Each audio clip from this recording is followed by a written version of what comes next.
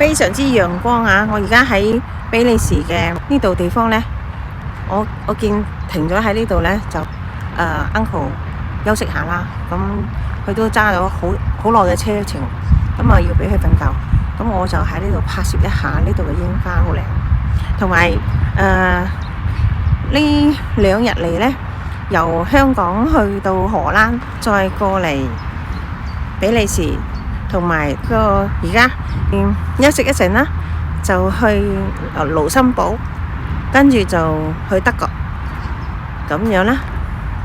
接住落嚟就返去荷蘭啦。而家比利時嘅櫻花真係好靚。而家睇下先，我哋 zoom 過去近睇比利時嘅櫻花，睇下先，一朵一朵呈現出，哇！我發覺我嘅拍攝呢越嚟越有技術，越嚟越靚。呢度仲有一朵，呢度有一棵櫻花啦，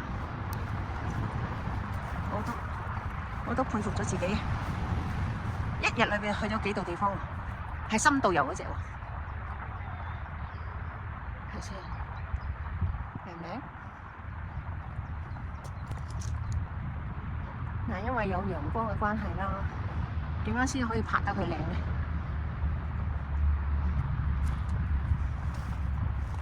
呢度靚啊！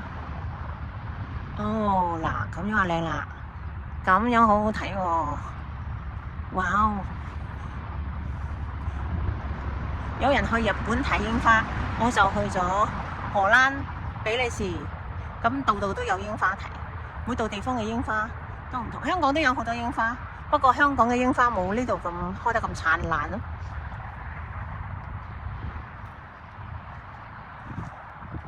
哇！